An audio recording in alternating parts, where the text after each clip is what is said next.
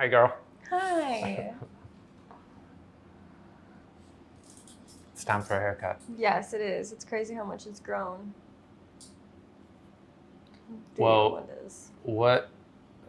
I mean, I know what you're thinking, but yeah. What are you thinking? So I'm about to travel a ton, so I wanted to be able to dry just like when we first cut it, almost like just with putting it behind my ears, so it can kind of do that little curl. Yeah. And then the bangs, the woof. Oof. So I can just like after getting in the ocean, anything like that. I also got like little curler thingies that I can wrap and like maybe air dry. So I just want a little bit of body that will not so flat, but also that short edgy to the. Okay. So the first time I cut your hair, we didn't really layer it at all. I know, and I did like the layers. I liked when I went to Belize, I really liked the layers because I hate how it's just like this clump. I've noticed that when I like wear something higher, it almost like just is like. Yeah, it feels too bowl-like on you. Okay. Yeah. So the layers we've liked. Yeah. And you want this length about as short as we can get it, right? Like. Yep. Up there. Yep. Okay. Taylor Lachey, right? Oh yeah. All Taylor's yeah, Lachey. Yeah. Okay. It's so crazy because every single time I like look back on my hair, I'm like, oh, I really liked it cut like that, and then I'm like, oh, but I really liked it cut like that. Every single time I like look back, I'm like, just. So I don't even know at this point when you ask me, I'm like, I don't know. It just looks good every single time. I try to make a critique every time I get it, and I look back and I'm like, but it looks so good. Well, it's interesting because I look back at the shapes as well. Yeah. With my clients that I photograph a lot. Yeah. And I see the evolution in it. Yeah. And what I might shift or what I like a little bit more. Yes. Not necessarily because I'm trying to impose what I like, but just it gives me good feedback as to, I prefer it a little bit this way or that way. So it gives me a little bit more to contribute to a consultation than just, what do you want? Type of thing. That makes sense. Yeah. I was going to say, like every single time, they've all been semi-similar, but it's like to the point where it gives a whole different vibe. Yeah. Well, and you play with your hair and work with it a lot. So you know best about what it is. Yes. Is there a way to get rid of cowlicks? To get rid of them? Yeah, we can shave them off. Okay. That's it. I realized I have the worst cowlick on the crown of my head. And I don't notice it, but when I see myself from behind, I'm like, I look like I'm almost bald right there. It depends where they're at. So with guys specifically, wearing it quite short, kind of the rule with a cowlick is that we either cut it really short, or just embrace it, or we leave it a little longer. That makes sense. Yeah, but that's not really much of an option for you. So I literally was like, oh my gosh, that cowlick, like I feel it, but like I've never seen it like that. And then I saw it and I was like, okay, yeah, good to know.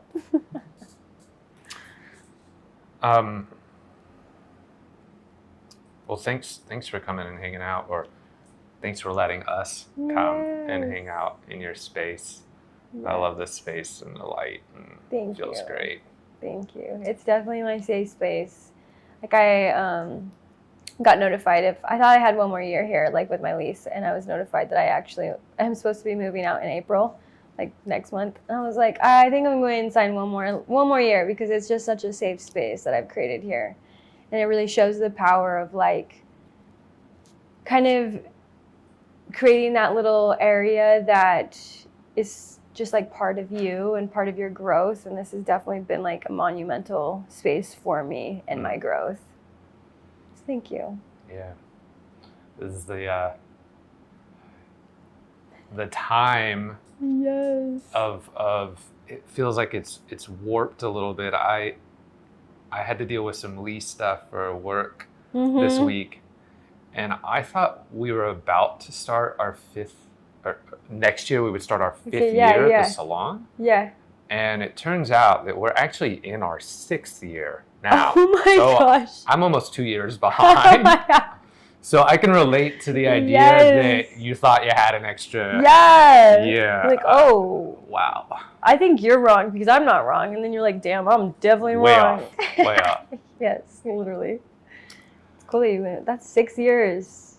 Yeah. How do you feel about that? It's interesting experience, being that it's nothing at all like what I expected. Yeah. But it's been a really incredible learning experience, especially with navigating the past couple years. Yeah. Both in owning a small business, but also, helping other people, my colleagues navigate the chaos that was this past couple years. It's been interesting, and I definitely didn't think it would be what it is, but it's in that same light, it's way more special than it could have been had I tried to curate it exactly what I wanted it to be. Yeah. Does that make sense? That makes yeah.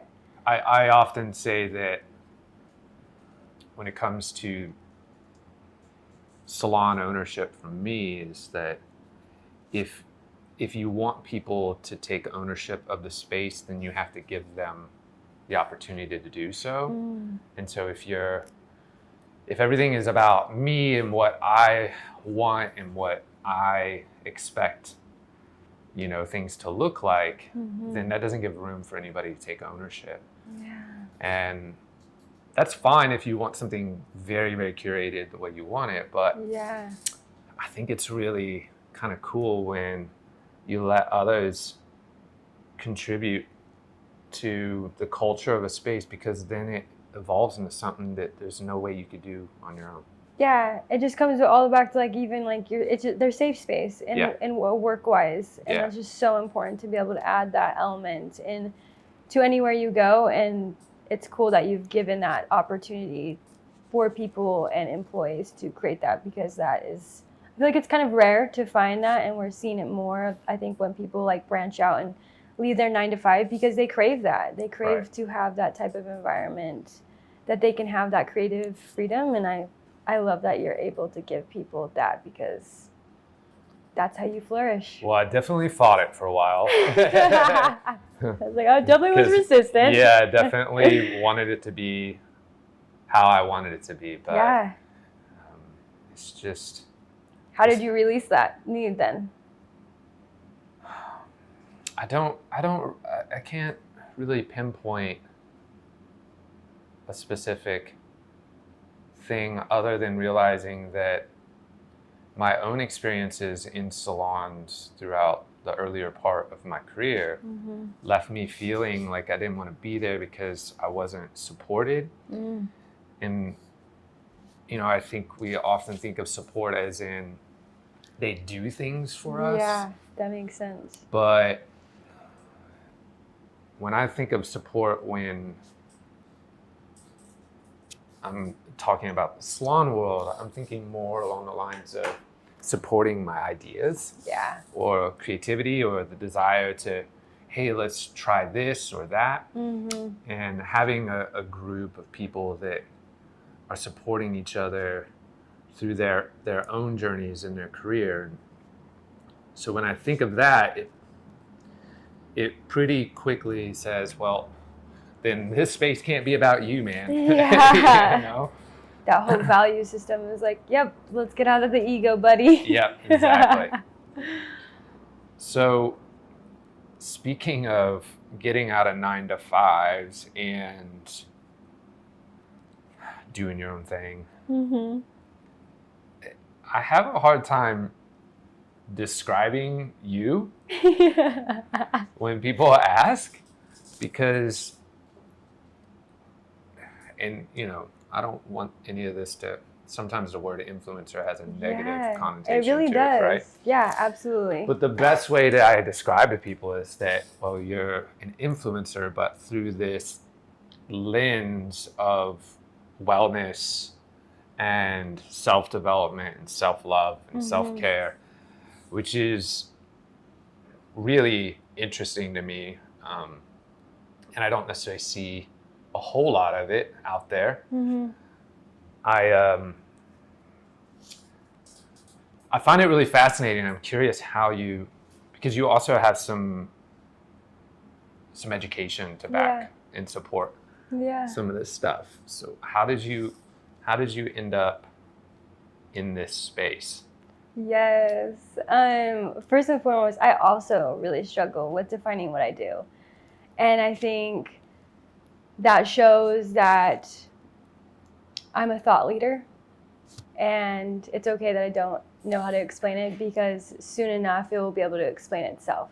And I'm doing that right now to show and just like teach. It's like I try to explain it and I'm like, no, let me just show you. Like, because the moment I say like influencer, people are like, oh, like you're contributing to X, Y, and Z, and like, oh my gosh, it's all about you. And I'm like, no. Let me just show you what I'm doing, because it's more than just ego-based. Like, this is truly like creating a safe space on the internet where we spend probably on average 8 hours of our day just glancing at, where people can come to intentionally and like just ask themselves like, am I being intentional with who I want to be and where I'm going? And so I think when you said that, because I'm like, I also like the moment I'm like, yeah, I'm an influencer, I just get this like kind of like, but I'm not an influencer. So you that's the term that I use because people can relate to that. Yeah. But I think of you more as like an encourager than an influencer. Yes. Right? Because it's you're not trying to persuade people into these specific containers, but more encourage them to find I want to show them. Themselves. I want to show them how simple it is, and just like how you can truly step into your power, and it's not just a huge shift. It's just like it can be simply as just like writing your goals once a day, consistently. It's all about consistency. And so how I got into it, it's crazy because do you know what the human design is? I don't. Oh, you should do it. So I don't really know either, but I actually just it's like a personality quiz. And I am a manifestor generator, which, like I said, I don't know too much about it, but it was saying that pretty much I can manifest things and I take action. And my whole life, I've always wanted to have this leadership position. When I tell you every single year, I would try out for student council, I would try out for all these leadership roles, and I'm not even joking you, every single time I was denied. Like, continuously rejected over and over and over. And even into college, like I literally applied every single year. I built my resume for these positions, and every single time I was denied. And when I found out about the human design, it talks about how my design is I just need to manifest and patiently wait. And when I actually go out and try to take action is usually when I fell. And all of those times I was trying to push something instead of just patiently wait for something to happen, like do the work, the behind the scene work. And then the universe will present it to me. And I remember my sophomore year in college, I was like, it's fine. Like, I was diving deep into my education, and I actually was presented this opportunity to be the leader of my whole floor, my whole building at the university. And that was the first time I actually was given an opportunity to take on that leadership role and truly become someone that created a safe space for people. And while I was doing that, I was also going into school as a clinical social worker. When I tell you school is not my thing, but I had to invest in learning about myself so I could gain a passion about how to become a learner.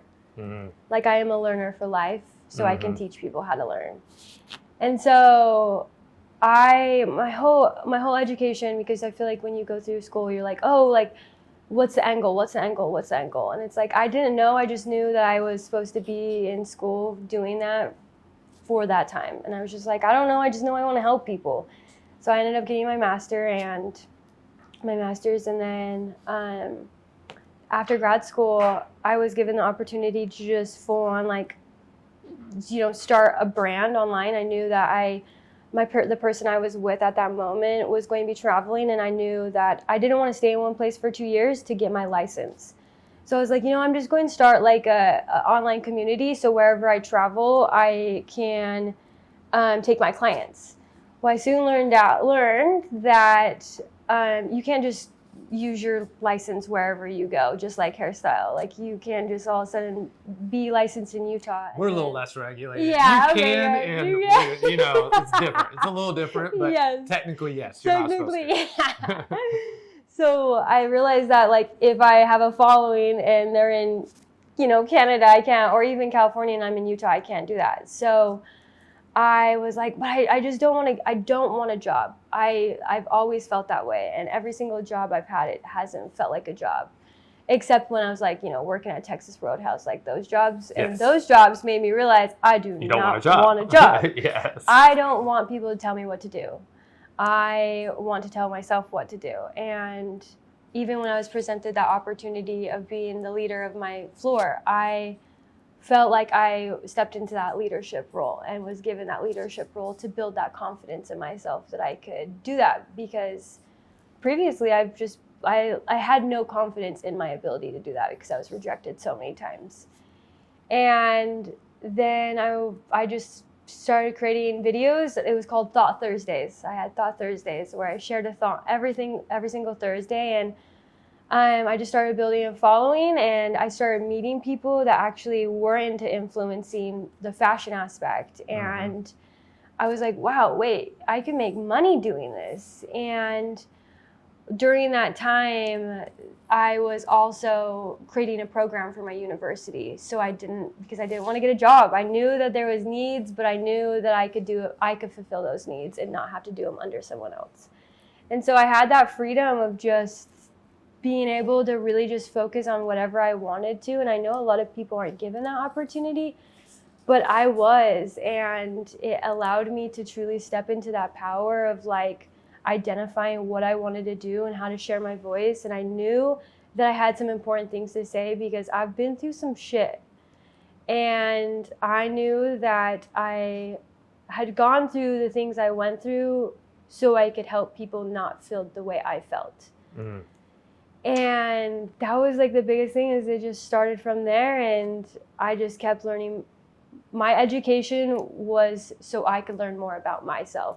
So once I learned more about myself, I could help people learn more about themselves. And so I've had like 3 phases into my career, and I feel like I'm officially on the awakening stage of my career. This is probably a little bit of a tough question. No, I love tough questions. So there's probably people at home wondering this and thinking as you talk, because there's an inspiring journey that you're going on. But this desire to lead, be in a leadership position, and, with the current state of the world in general with leadership, yeah, it's a difficult, obviously, role to be in. Yeah. And it's also, I think people can be really weary of individuals that seek leadership, right? Because there can be a stroking of the ego, there can be a power grab, right? Yeah, completely. And so how is it that you keep that in check? Because relating to you is that I also feel the desire to help other individuals and to be in a leadership position. And that leadership role looks a lot different than a lot of the leaders that I see. Yeah. Both just in the world generally, but also in my industry specifically. So what is it that how do you keep that in check? Because that's a fine line to walk of like the desire to be in a position that leverages some power and has influence, while also making sure that it's not the ego trying to gain Yeah. more and grab more. Yeah. And, you know. So your question is how do I balance being an ego-based leader versus a leader that has intention, is like wholeheartedly doing it for the good of the people, right? Yes, yeah. There has definitely been times where it has been ego-based, and when it becomes that way, I am waking up. I'm slapped in the face because of it. And I feel like it's really easy to have that happen with social media, because I've realized that prior to my third phase of like my job, right? Like when I got out of school, when I was in school starting out as an influencer, what I was doing all the work. And so I was learning about myself, writing papers, like I was diving in and I was doing the genuine work, and what I was speaking about, I was passionate about it because I was doing it. Mm. The second phase is when I got lost. I started letting people influence me, and I saw other people succeeding and doing it with fashion and the colors and all of that. And I'm so grateful for them, but I started to lose the vision of why I started this and started kind of following into that sheep-like. And that vision being to help. To help, yeah, and become an influencer and have my own brand and all of that aspect. Like I was now doing it just because I wanted followers and I wanted to follow trends. And that became ego-based. Like I lost sight of why I actually started my brand and that I wanted to help people. And during that phase also, I stopped doing the work. I graduated and I didn't have to read anymore, and I wasn't doing anything. Yeah. So it was because that term gets thrown around a lot. Yes. To clarify for people, doing the work means like taking the concepts, articulating them, reading about them, understanding them, putting them to paper so people can digest, right? Yes. Is that how you would? Yep. Yeah, okay. And I feel like there was there's 2 phases of different work. When I was in school, it was forced. Like I had to read books and chapters and write pages about development and everything, learning about my own trauma and my parents' trauma and just diving deep. Whatever you learn like when you become a therapist, you have to implement it on yourself. And so for 6 years, I was doing that. And then I graduated and I no longer had to do it because I wasn't in school. Right. And so that's when it became ego-based. I was worried about money, or about my followers and how much money I was going to make, and I wasn't growing. I became stagnant because the universe knew, and whoever you want to say, is if we gave you this platform, this opportunity, not for you, it's for the people. And so I want to say for about probably a year, I was really just like trying to follow trends, like crack the code of Instagram, grow, like while I was also helping people, but I wasn't doing the work. I was just talking about the work and saying, oh, you should do this and this and this, but I wasn't actually doing that.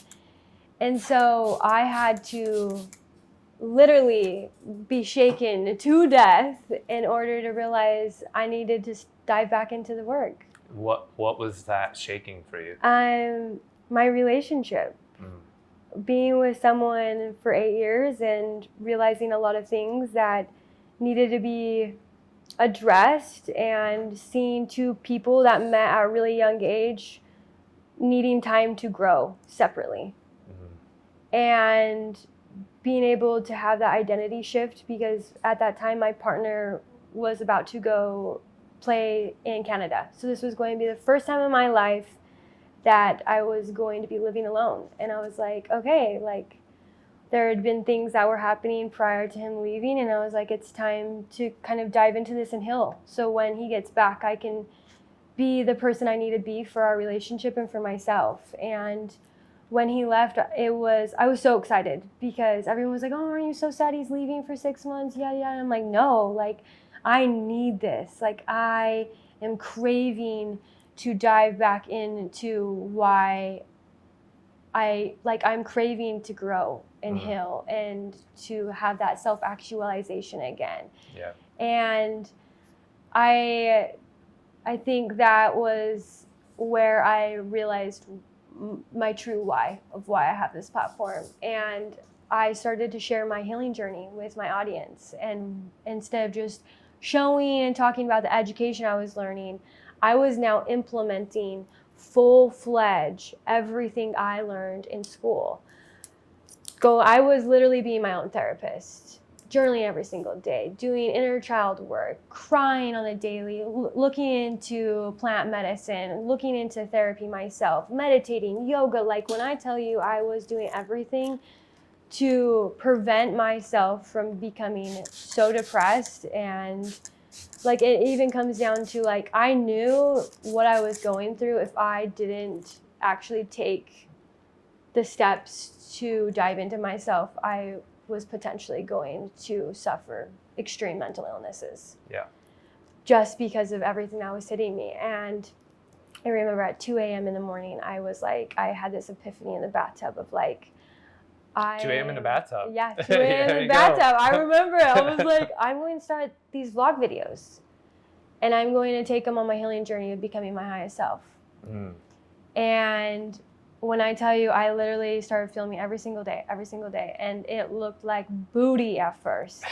It was so bad. You say booty so much on your social, I love it. No, it was just not good. But I persisted, and I knew that this was my thing, and I felt passionate, and I felt this new awakening of like finding myself.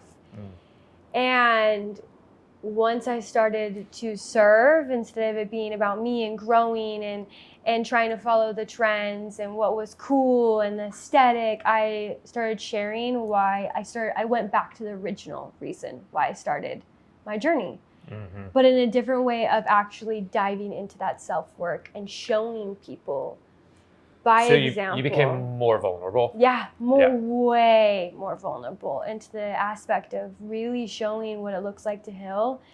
And so there's moments where, and then I experienced a crazy amount of growth with my account.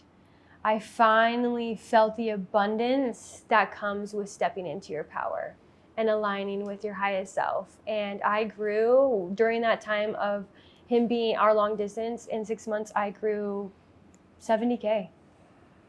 And by saying like stepping into your highest self, and I know what you mean, but to kind of to highlight that, dilute that down a little bit, maybe for people who aren't used to that type of vernacular. The way I would translate that very simply is just you were being very authentic and vulnerable. Right. Yeah. I think with stepping into your highest self, it means that there is more to you than just your body, that you are here for a unique purpose, that you have unique skills that are tailored to that purpose, and you have to do the work in order to identify them. You have to get in touch with your intuition. You have to get in touch with your inner voice. You have to get in touch with what truly shaped you as a human being. And once you start to uncover those and pull back the layers, you step into that power of becoming your highest self.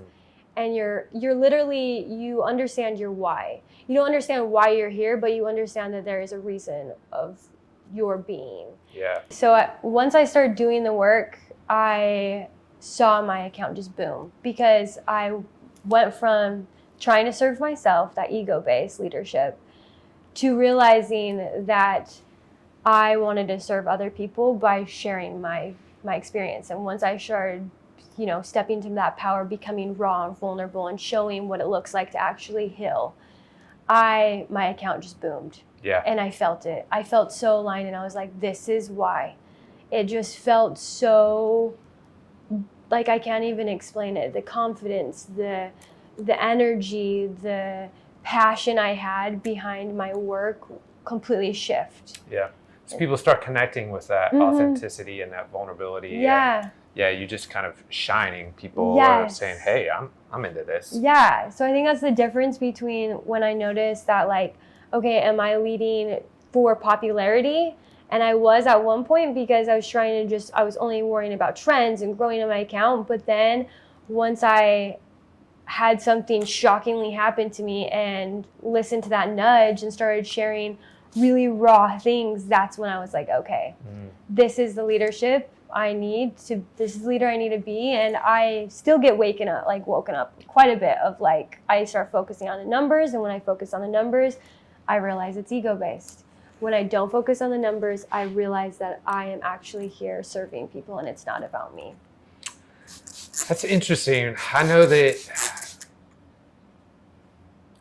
a lot of, I really mainly can speak specifically to the hairdresser industry, but I know when I speak to a lot of my hairdresser friends, especially the younger ones, the ones that are still growing their businesses, there's this dynamic of wanting to be authentic to their work and their voice. And maybe they're even at a space where they don't know what their authentic voice is quite yet. So they're just sorting through that. Yeah. And as they sort through that, there ends up being this chasing of maybe what others are doing or latching on to trends. Yeah. Right? Yeah. And it's an interesting, it ends up being a place where you're chasing a number, yes, right, and a status versus really connecting with the people that you're trying to connect with. And it's a difficult conversation to have, especially with somebody who's still growing, to get them to not care about that, or to care about it, but in a balanced way where they don't tie up their identity and their value in those numbers, in those followings, because it's a short-term win when there's a focus on getting like new followers, new engagement. But in the long term, if you're not attracting the audience for your core values and your purpose, then in the long term, it ends up not being valuable. You could have 100,000 followers and only 1% of them actually gives a shit about what you're doing. Because you've been running around chasing these trends and or not quite being authentic to who you are. You lose your secret sauce. I like that. You lose, like when you try to copy other people, you lose your secret sauce. And everyone asks me, how do you do your videos? How do you make your reels? Teach me. And I'm like, honestly, no, because I don't want you to follow my secret sauce, because then you're not going to step into yours. Like what you need to do is take what I'm doing and identify what makes you feel good. Like that flow state, that when you lose track of time. And if you're just trying to follow everyone else, you're not even giving yourself that opportunity to find that flow state. And then you won't see the success, because that's not your divine purpose. When you copy other people, you are not actually stepping into your power, because you're not even giving yourself an opportunity to step into your power. Yeah, I agree. I also think, though, that when it comes to, and this is a little different in I think my industry, just because there's this skill element of things. And even there's a skill to creating a video. Right? And as we start a skill process, there's a significant learning curve. So I find that mimicry and trying to repeat other people's work is sometimes, as we're pointing to, a byproduct of just wanting to be on trend, but also can be a byproduct of you're learning a skill and you haven't fully embodied it. Right? Because if you're still learning the skill, then it's hard for you to embody it and have your own voice. And that can be through a haircut, or it can be through photography, or it can be through whatever creative. Everything's a remix. Right. So part of, I think, mimicry is a learning curve element. And then part of it, to the point of the conversation here, is it can be somebody, you know, where you're just chasing. Yes. And it's good to know what's what. Right there, I think that's the key, is like we all have to copy each other in order to get where we need to be. And I feel like, because there's influencers and there's people, creatives, that I literally, and I'm really close with them, and I pointedly was like, hey, I am so inspired by your work, and like I'm literally like copying your videos, and I just want to say thank you. Yeah. And then you learn that skill, and then you need to put in the work to identify what makes you sparkle. Yeah. Or make it your own. Yep. For a different way to word that, right? Yes, exactly. But if you get stuck in that, just continuing to like copy people, you're doing yourself a disservice, because you're here for a reason. Yeah. Yeah. Like your skills and your experience is what make you so different, and you have to be self-aware, though. I think you truly have to like dive into that in order to find that. Yeah, I find myself seeing people's work and being like, ooh, I like this. I'm gonna duplicate this, but in my own voice. My own voice. My own yes. aesthetic. Yes. Because same. I feel like, and it's hard not to. Like I feel like as someone that runs and owns an online brand, you have to copy trends. Yeah. Like, let's be like, you have to. Like, that's what's trending, and it's like, but you have to also be like, understand what makes that trend unique to you. So you're speaking to the people that actually want to essentially buy your stuff, right, or will come and see you, or that respect your voice. Right. So that's a lot to unpack that we just went through, which is great. One of the things that I notice with your content when I get on Instagram is you're always there. Yeah. And I know I personally struggle to, run a business, spend time with loved ones, take care of my dog, all the basic, get to the gym, all the things. And you are constantly showing up and showing up authentically. How in the hell do you balance that? I don't know, honestly. Does it feel like it overwhelms you sometimes? Absolutely. Yeah. I feel like it's getting to the point where I need to understand my limitations and my strengths. And right now I'm in that state of like, I'm doing myself a disservice now because I'm not expanding. And I think it's so important to be able to have that humiliation of being like, I can't do all of this on my own. And I'm like, I go back and forth every single day of like, I need an assistant, but then I'm like, oh, but I can do all this myself. And then I need an assistant. Like, I literally have done interviews and I have yet to pick a person because I go back and forth between that ego base of like, oh, but I could do all this stuff, or, oh, this isn't big enough, or, oh, this isn't really a job, Shelby. Like, you don't really need an assistant. And I think it's coming to a point where it's like, if I want to expand, I have to bring people on because I realize that it doesn't feel like my job showing up every single day. It doesn't feel like my job when I'm creating videos. It doesn't feel like I'm doing any type of work when I'm doing that type of connection, and that's my strength. Yeah.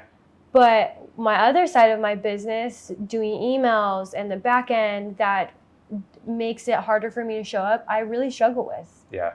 And I lose out on opportunities because I am so good at showing up in other areas where I'm not showing up in other areas. I can definitely relate to that. Yeah. And this may not be your experience, but for me, the idea of bringing on an assistant, which I just did recently. Yeah. You come to this space where you sense that I'm at my capacity and I need help to grow, right? But there's also, when you bring somebody on, it's even more responsibility for a period of time. Exactly. It actually ends up overwhelming, like Yes. even more workload, because you're Yes. trying to integrate this person into the work that you're doing and what you need them Yeah. to do and train them. And then there's going to be lots of failures within that training, and it can be a lot. And I think it can be scary. And I think for me, that ends up being oftentimes a reason that I put off getting 100%. the assistant 100%. because I say to myself, this is going to be a lot of work to do the assistant bit. Yeah. And oh, I'm so glad you said that, because exactly that. Yeah. I'm like, I am so over my head in work that I honestly don't know if I have time to even teach someone in order to help me. Yeah. But I think that's right there is like, okay, Shelby, you do have time to step back. You just need to reevaluate your priorities. But I think it just also, I'm all about divine timing. Like the human generator, like understanding that. I mean, the human design and understanding that I'm a manifestor generator. I'm like, okay, it will come to me. Like I'm going to put it out in the universe. Hey, honey, like I think I need this. And when I am ready, it will come to me. Mm-hmm. And I don't need to stress out and make this try to work, because I'm realizing that when I try to just, when I act by stressing and act through anxiety, I fail. Yeah. But if I am patient and sit with it and make sure it aligns and slow the fuck down, it will just come to me. Yeah. And I'm seeing that with everything I do, everything, like my retreat, my course, my following, like when I just slow down and just assess where I'm at, it will all come to me. All divine timing. Yeah, it's like a fine line of doing and not doing. Yeah. Right? It's kind of, that's not a great way to articulate it. It's so true. It's like doing but not doing. Right. Yeah. I think there's a little bit of an overcorrection the past couple years, specifically because of the chaos that we went all through. Yeah. A little bit of an overcorrection, at least I am again speaking to the hair world, but a little bit of an overcorrection in saying that, work a lot less and create space for yourself and create boundaries and all that. And it was a much needed conversation, because a lot of hairdressers really sink their value, their self-worth into their work, into saying yes a lot, into all these things. So it needed to be addressed. But the challenge is that for a younger generation who hasn't quite developed the career that they want, we're not telling them how hard we had to work to get where we are, right? Yes. And there's this kind of season that exists in a career, or seasons that exist in a career, of high levels of output and then enjoying that and encouraging it. And if I look back at my career and my early years to get where I am now, the amount of work that I put in was immense. Yes. And so I don't think that there's a balanced dialogue happening about the necessity for having both boundaries and taking care of both the spiritual and physical and mental self, while also realizing that if you want to do cool shit and you want to create something that's special, it's a lot of work. A lot of work. It's all about consistency. Consistency, showing up consistently. It's like, it really is all about consistency. Yeah. And I think that's so true, because I've been listening to this book called Rise Sister Rise. And it's talking about the differences between how right now, I think we're kind of awakening up due to COVID, but we are so used to working with the masculine energy when it comes to work. every single day it's a new cycle, just like the sun. The sun rises, it's all the same. And we're expected to wake up every single day the exact same. Up, up, up, up, up.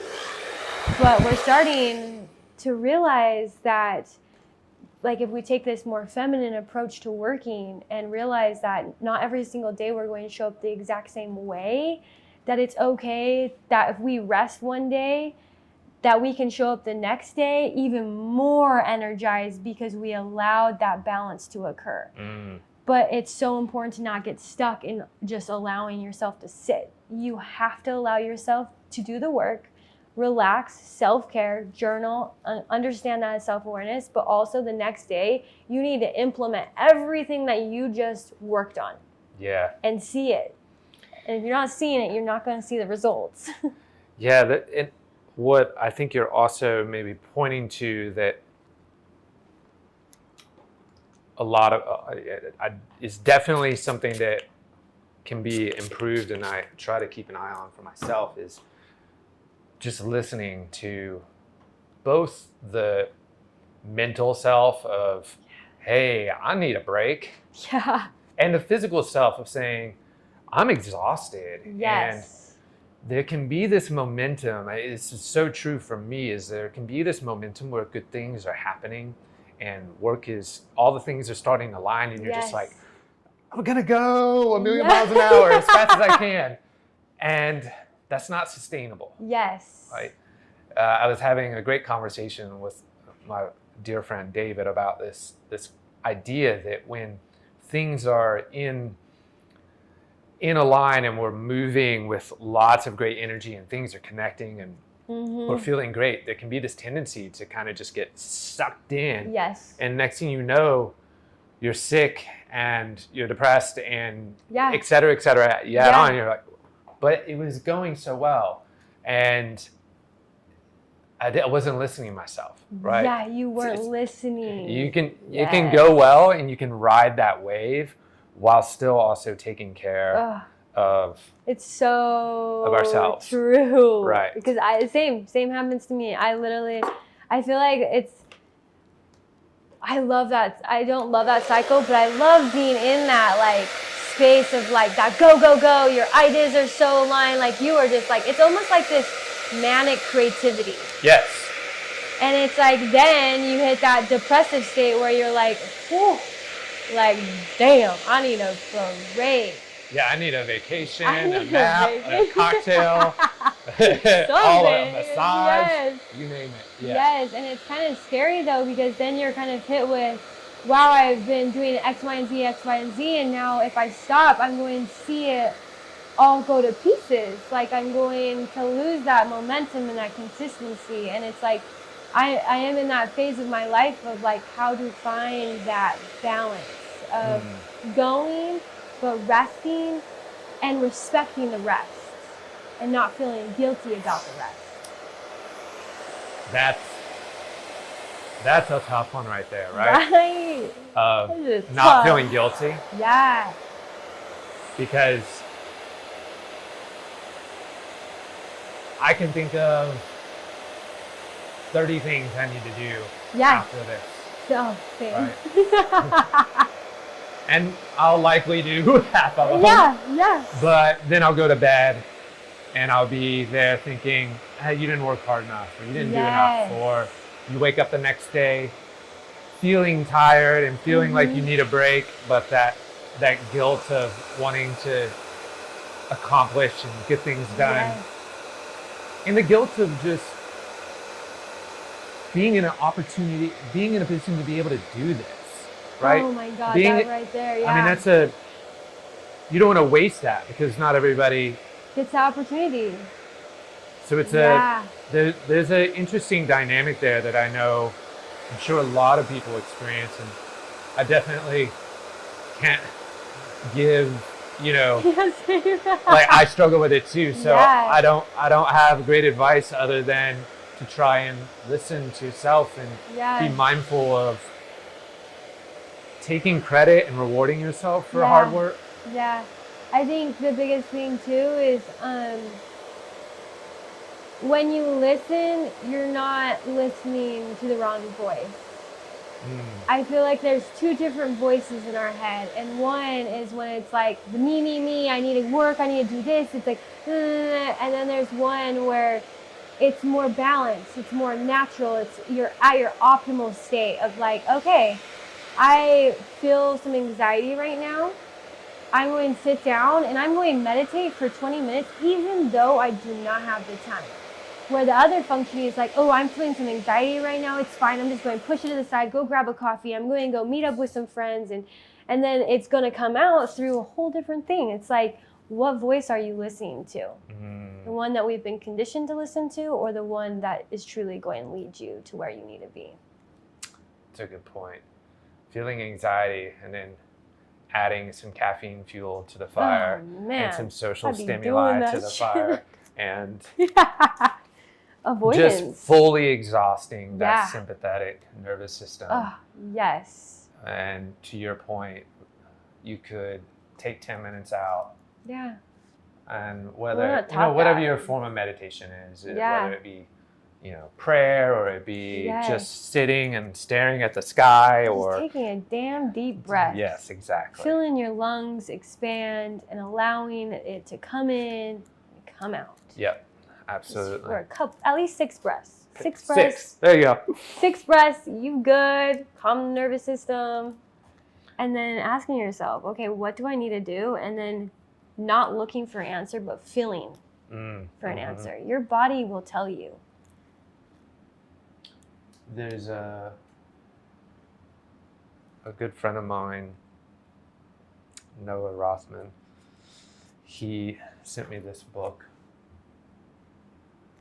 a few months ago called The Lion Tracker's Guide to Life.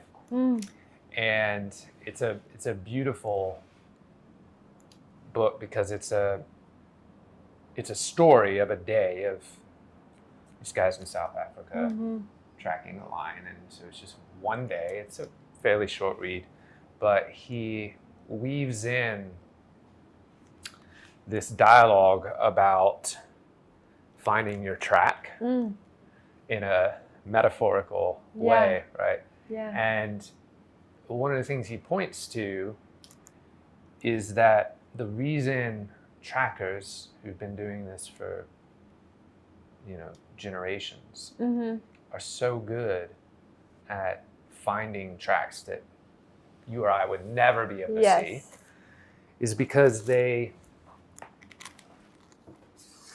Close your eyes for me. Thank you. Get you. There we go. Is because the reason they're able to see these tracks is because they're so deeply connected with nature. And nature being both literally, but also the nature of ourselves metaphorically. And so when we're connected to ourselves, then we can see more clearly these paths. And it's a beautiful way to tell that story while also giving kind of some connection to the self. And I think that's speaking. And I think it goes back to the cycles. Like Mother Nature goes through cycles. The moon goes through cycles. We go through cycles. We are one. And it's like, it's important to recognize, okay, I'm in one of my creative cycles and I am thriving right now. But also I know that this cycle is going to come to an end and I don't need to be attached and have this anxiety when I need to calm down. This is just part of the process. This is now so I can take some rest, reevaluate what I just did, come up with a different plan. And then when I come back with that energy that I just felt, I can approach things differently. And to not feel guilty when you have to calm down and just reevaluate what just happened. Take a break. Yeah, I think it happens in everything, like relationships. Everything has a cycle. And I feel like as human beings, we're becoming too attached to the previous stage we just went through. I like that. Instead of being like, man, that was such a beautiful stage. What did I learn and what can I let go? Right. And how can I approach this next phase, this next stage, this next season with a different, new, energetic, self-empowering plan, journey? I agree. What are you working on right now? What's coming up? I'm so excited. I know you are. So just like I said, I'm realizing that I just need to patiently wait for opportunities to come. If I am doing the work, if I am making sure, thank you, Gotcha. I'm aligned with what I'm supposed to be doing, who I'm supposed to be, and what my values are. I think that's the biggest thing. When you are aligned with your values that you have in life and are in tune with yourself, opportunities will just come in. And I am seeing that. So I have been writing my goals every single day. So I used to write 10 goals every single day, and they're not my to-do list. When I say goals, they're things I actually want in life. Yeah. Like, I want to become my highest self. I am my highest self. I am meditating every single day. I am helping women all around the world step into their power. I am running a 6-figure brand. I am going to therapy. It's like things that will help me. Those are things that are on my list. Okay. Yes. And so I have been writing for 330 days what I want in life and who I want to become every single day.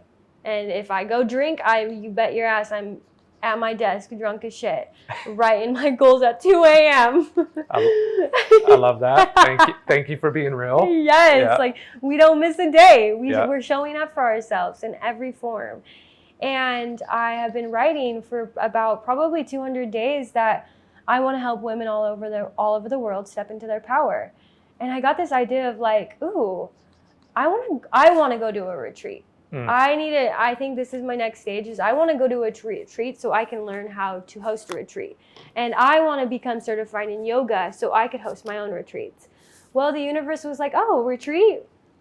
Oh, you haven't been to a retreat? That's fine. You're going to host one. And I was presented with an opportunity to host my first ever wellness retreat. And it's really insane that it's happening, because I am actually going to El Salvador to host my retreat, and then the week after I am going to Costa Rica to attend a retreat. Oh, cool. And I'm doing ayahuasca. And yes. I think it's beautiful that I am so glad that I'm actually hosting my retreat before I attend a retreat, because it goes back to copying and taking away your magic and not just following what you feel like you should do. And I feel like I want to see how I can just serve and share my light without being influenced first. Interesting. So with little to no experience, essentially this, and I like this angle because I think it's powerful for, let's just say, creators as a lump sum. Yeah. Is without any real understanding of exactly how that should look from an experiential element, because you haven't done it. Which is scary as shit. Right. You're going to just create it from what would be within, a most authentic self, because you don't have as much influence of what it should be. And most likely, like, there have been, and I've talked to people, and I feel like sometimes we're given opportunities and we're like, oh, I'm not ready. Like, I need to host a retreat, or I need to get specialized in this skill, or I need to do this. And it's like, honey, you were just given that opportunity and you just passed it up because you don't understand how powerful you are. Yeah. This will help you get that. And so it's like, as much how nervous I am, I'm so nervous, like so nervous, but it's like, there's a reason. And I'm so connected with who I want to be, who I am, and who I am becoming, that I know that there's a purpose, all divine timing, all divine. I like to take that mentality back to when I'm speaking to people that I'm mentoring, hairdressers. Yeah. And it's hard to articulate and help get them to see that their career can look exactly or however they want it to look. Yes. Versus there's a lot of people in their line of sight, a lot of people that they're interacting with through, social media, their colleagues, people that they work for, who are saying, this is this is the path that you have to go along, or Yeah. there's a couple of paths that you have to go along. And one of the main reasons that people come to me when they're upset with, or not upset, but they're conflicted with their career, is that they aren't sure they're where they're supposed to be or doing what they're supposed to be doing. Oh my gosh, yes. And when I start to ask the right questions, what we really come to is that they've been told that they're supposed to be in a place, and they've been told that they're supposed to be doing a certain thing. Yes. And we help them, or I try to help them see that there's no timeline. There isn't. There's no restrictions. There's no specific path that you have to be on. Yeah. And I think what you're experiencing right now, as far as the ability or the opportunity to do something that you've wanted to do, it doesn't, a lot of people might look at it, well, she doesn't have this, she doesn't have this, she doesn't have these credentials, she doesn't blah, blah, blah, blah. Yeah. And the reality is that that doesn't matter. You can create what you want out of your work. And if the opportunity presents itself, then you are ready. go. Like you are ready for it. That's why that opportunity is there. Yes. Even if it's supposed to make you feel uncomfortable. Yes, it's supposed to. That's where growth is. That is because once, like, I think that's where people are like, how do I become more confident? And it's like, it's in those moments where you're doubting yourself and you actually follow it through, and then you sit back and you're like, damn, I did it. Yeah. And I can do the next thing. Yeah, the confidence doesn't happen before that. Yes. Before that struggle, right? Yes. Before that fear, it comes after you just do it. And I feel when you said like the whole following what people tell you to do and the path this and this and this, like I am constantly asked every single day, so are you using your education? Like, that's not even a job. Like my family doesn't even really view my job as a job. And so it's like being able to get past that mentality that's super limiting because other people feel like you should be in other places, and letting that kind of impact you and your journey. Like I still struggle every single day being like, man, I'm so blessed that I don't have to work. And then I'm like, Shelby, no. You are working. This is your job. Yes. You just were able to create a life you wanted to live because you were intentional and following those nudges. Yeah. And we're innovative. It's like, I never felt the need or the draw that I wanted to be a therapist 9 to 5. I felt like I needed to do that because that's what everyone else was doing. And I'm so glad I was able to be given that opportunity and that freedom to be like, I don't want to do that. Yeah. And I'm going to ignore every single person every single day that makes me doubt that I'm on a different path. And I'm glad that I have these last 2 years because I'm seeing it now. And people that were like, oh, you do social media, you're an influencer. It's like, yeah. And I make lots of money doing what I want to do and helping people. And I'm happy. Yeah. I'm happy. Yeah, I think that's a great testament and encouragement to people out there. All the nudges. Yes. You feel it, follow it. If you're given an opportunity, don't question it. Yeah, I agree. Where can people find you? I am at SS Shelbs. So I am on Instagram, YouTube, Twitter. No, I'm not on Twitter actually, but Instagram. Instagram. Yeah. And YouTube. Right? Yeah, YouTube, TikTok. And if you truly, we are all unique, divine beings. And I just want to help people see how powerful they are so they can do exactly what we're doing for ourselves. Yes, yes. I find a lot of encouragement and joy in watching your content. It's so messy. It's fun. Well, it's fun, and it's you're an authentic voice. I think if anything that I take away from your content is to be a little more authentic and vulnerable. Now, I say that with caution that not everybody wants to be in a position to be vulnerable and to share, and I don't think that's necessary to to be successful through social media. Clearly that's not the Yeah. reality, but if you're looking to connect with people on a deep level and help them sort through, then there is a level of vulnerability that needs to be there. Yeah, we're humans and we experience things so we can share them. I truly, truly believe that. Yeah. And if your expression is through hair and cutting, that's a type of vulnerability. Yeah. You're connecting with someone in a very intimate way. Yeah. And you don't need to use words for that. Yeah. Oh, well. Run your hands through it. Play with it. Ooh, how's that girl. feel? You always be making me look so good. It's so crazy, the power of hair.